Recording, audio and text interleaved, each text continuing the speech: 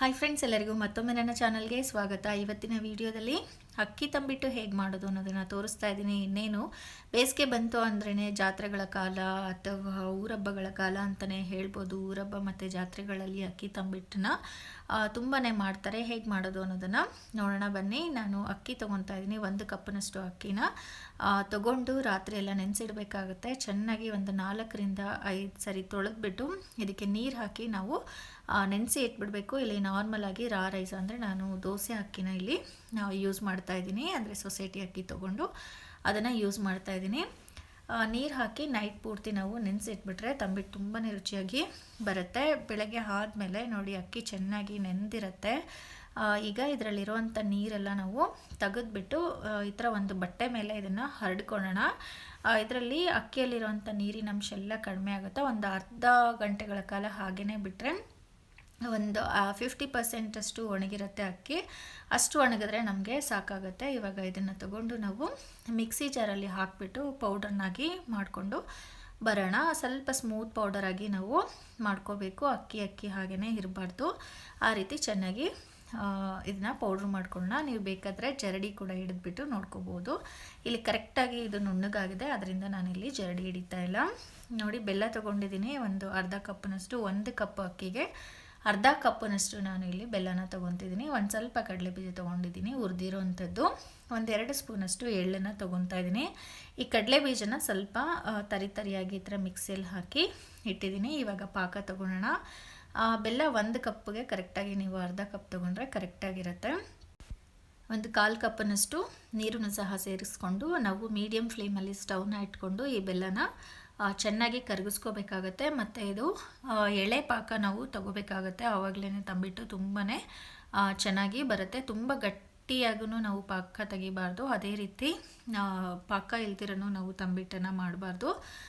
ಒಂದು ಎಳೆ ಪಾಕ ಅಂತ ಹೇಳ್ತೀವಲ್ಲ, ಆ ರೀತಿ ನಾವು ಪಾಕ ತಗೋಬೇಕಾಗತ್ತೆ. ನೋಡಿ, ಈ ಥರ ಒಂದು ಬಟ್ಲಲ್ಲಿ ನೀರಿಟ್ಕೊಂಡು ನೀವು ಈ ಪಾಕನ ಹಾಕಿದ್ರೆ ನೋಡಿ ಈ ಥರ ಹರಡಬಾರ್ದು, ಹಾಗೆಯೇ ನಿಂತ್ಕೋಬೇಕು. ಅಷ್ಟು ಬಂದರೆ ನಮಗೆ ಸಾಕಾಗತ್ತೆ.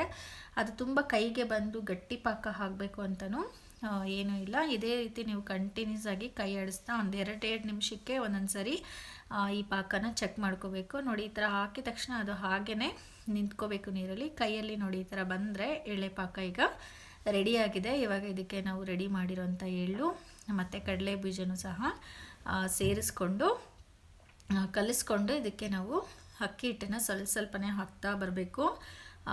ಅದನ್ನು ಒಟ್ಟಿಗೆ ನಾವು ಅಕ್ಕಿ ಹಿಟ್ಟನ್ನು ಹಾಕ್ಕೋಬಾರ್ದು. ಹದ ನೋಡಿಕೊಂಡು ನಾವು ಕನ್ಸಿಸ್ಟೆನ್ಸಿ ನೋಡಿಕೊಂಡು ಅಕ್ಕಿ ಹಿಟ್ಟನ್ನು ಹಾಕ್ತಾ ಕಲಿಸ್ತಾ ಬರಬೇಕು. ಒಬ್ಬರು ಅಕ್ಕಿ ಹಿಟ್ಟು ಹಾಕ್ತಾಯಿದ್ರೆ ಇನ್ನೊಬ್ಬರು ಕಲಿಸ್ತಾ ಇದ್ದರೆ ನಮಗೆ ಮಾಡೋದಕ್ಕೆ ಸ್ವಲ್ಪ ಈಸಿ ಆಗುತ್ತೆ. ನೋಡಿ, ಈ ಥರ ಹಾಕ್ತಾ ಬರಬೇಕು. ನೀವೇನಾದರೂ ಸಪೋಸ್ ನಿಮಗೆ ಅಕ್ಕಿ ಹಿಟ್ಟು ಕಡಿಮೆ ಆಗೋಯ್ತು ಅಂತ ಅನಿಸಿದ್ರೆ ಮನೆಯಲ್ಲಿ ನಾರ್ಮಲಾಗಿ ಒಣಗಿರೋಂಥ ಅಕ್ಕಿ ಹಿಟ್ಟನ್ನು ಕೂಡ ನೀವು ಸೇರಿಸ್ಕೋಬಹುದು, ಏನೂ ತೊಂದರೆ ಇಲ್ಲ. ಆದರೆ ಇವಾಗ ನಾನು ಹೇಳಿರೋಂಥ ಕನ್ಸಿಸ್ಟೆನ್ಸಿ ಕರೆಕ್ಟಾಗಿರುತ್ತೆ. 1 ಕಪ್ ಅಕ್ಕಿಗೆ ಅರ್ಧ ಕಪ್ಪಿನಷ್ಟು ಬೆಲ್ಲ ಕರೆಕ್ಟಾಗಿರುತ್ತೆ. ಸಿಹಿನೂ ಕರೆಕ್ಟಾಗಿರುತ್ತೆ. ಅದೇ ರೀತಿನೂ ಪಾಕನೂ ಕರೆಕ್ಟಾಗಿ ಬರುತ್ತೆ. ನೋಡಿ, ಈ ರೀತಿ ಈ ಹದಕ್ಕೆ ಬಂದರೆ ನಮಗೆ ಸಾಕಾಗುತ್ತೆ. ಇವಾಗ ಇದನ್ನು ಸ್ಟವ್ ಆಫ್ ಮಾಡಿಬಿಟ್ಟು ಒಂದು ಅರ್ಧ ಗಂಟೆಗಳ ಕಾಲ ಸ್ವಲ್ಪ ಆರಲಿ ಅಂತ ಹಾಗೇ ಬಿಟ್ಬಿಡೋಣ. ಅದಿನ್ನಷ್ಟು ಸ್ವಲ್ಪ ಗಟ್ಟಿಯಾಗುತ್ತೆ. ಆವಾಗ ನಮ್ಗೆ ಯಾವ ರೀತಿ ಶೇಪ್ ಬೇಕೋ ಆ ರೀತಿಯಲ್ಲಿ ನಾವು ಈ ತಂಬಿಟ್ಟನ್ನು ಮಾಡ್ಕೋಬೋದು. ನೋಡಿ, ಒಂದು ಅರ್ಧ ಗಂಟೆಗಳ ಕಾಲ ಆಯಿತು. ಇವಾಗ ಈ ಥರ ತೆಗೆದು ನೋಡಿದ್ರೇ ನಮಗೆ ಗೊತ್ತಾಗುತ್ತೆ. ಈಗ ಕರೆಕ್ಟ್ ಕನ್ಸಿಸ್ಟೆನ್ಸಿಯಲ್ಲಿ ಇದೆ. ಇವಾಗ ನೀವು ಇದನ್ನು ಒಂದು ಸ್ವಲ್ಪನೇ ಹಾಕ್ಕೊಂಡು ನಿಮ್ಗೆ ಯಾವ ರೀತಿ ಶೇಪ್ ಬೇಕು ಅಂದರೆ ಕೆಲವರು ದೀಪಗಳನ್ನಾಗಿ ಮಾಡ್ತಾರೆ, ಇನ್ನು ಕೆಲವರು ಉಂಡೆಗಳನ್ನಾಗಿ ಕಟ್ಕೊತಾರೆ. ಸೊ ನಿಮ್ಗೆ ಯಾವ ರೀತಿ ಬೇಕೋ ಆ ರೀತಿ ಶೇಪನ್ನು ನೀವು ಈ ತಂಬಿಟ್ಟಲ್ಲಿ ಮಾಡ್ಬೋದು. ನೋಡಿ, ಈ ಥರ ದೀಪ ರೌಂಡ್ ಮಾಡಿಕೊಂಡು ಮಧ್ಯದಲ್ಲಿ ನಾವು ಹತ್ತಿ ಹಾಕಿಬಿಟ್ಟು ಬತ್ತಿ ಹಾಕಿಬಿಟ್ಟು ನಾವು ದೀಪಗಳನ್ನಾಗಿ ಮಾಡ್ಕೋಬೋದು. ಅದೇ ರೀತಿ ಸೈಜೂ ಅಷ್ಟೇ, ನಿಮಗೆ ದೊಡ್ಡ ಸೈಜ್ ಬೇಕು, ಚಿಕ್ಕದಾಗಿ ಬೇಕು, ಅದಕ್ಕೆ ಅನುಸಾರವಾಗಿ ಈ ಥರ ದೀಪಗಳನ್ನಾಗಿ ಮಾಡ್ಕೋಬೋದು.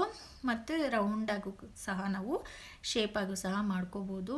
ಊರ ಹಬ್ಬಗಳಿಗೆಲ್ಲ ತುಂಬ ಕಡೆ ಅಕ್ಕಿ ತಂಬಿಟ್ಟನ್ನ ಮಾಡ್ತಾರೆ. ಮತ್ತು ಈ ಸಮ್ಮರ್ ಕಾಲದಲ್ಲಿ ಅಂದರೆ ಬೇಸಿಗೆ ಕಾಲದಲ್ಲೂ ಅಷ್ಟೇ ಮಕ್ಕಳಿಗೂ ಕೊಟ್ಟರೆ ತುಂಬಾ ಇಷ್ಟಪಟ್ಟು ತಿಂತಾರೆ. ಖಂಡಿತ ನೀವು ಸಹ ಇದೇ ರೀತಿ ಟ್ರೈ ಮಾಡಿ ನೋಡಿ, ತುಂಬಾ ಇಷ್ಟ ಆಗುತ್ತೆ. ಮತ್ತು ಹೇಗೆ ಬಂದಿತ್ತು ಅನ್ನೋದನ್ನು ನನಗೆ ಕಮೆಂಟ್ ಬಾಕ್ಸಲ್ಲಿ ತಿಳಿಸಿ. ಈ ವಿಡಿಯೋ ನಿಮಗೆ ಇಷ್ಟ ಆಗಿದೆ ಅಂತ ನಾನು ಭಾವಿಸ್ತೀನಿ. ಇಷ್ಟ ಆಗಿದ್ರೆ ಲೈಕ್ ಮಾಡಿ, ಶೇರ್ ಮಾಡಿ ಮತ್ತು ನನ್ನ ಚಾನಲ್ನ ಸಬ್ಸ್ಕ್ರೈಬ್ ಮಾಡಿ. ಅದೇ ರೀತಿ ಈ ವಿಡಿಯೋ ಮತ್ತು ನನ್ನ ಚಾನಲ್ನ ಫ್ಯಾಮಿಲಿ ಮತ್ತು ಫ್ರೆಂಡ್ಸ್ ಜೊತೆಗೂ ಸಹ ಶೇರ್ ಮಾಡ್ಕೊಳ್ಳಿ. Thank you.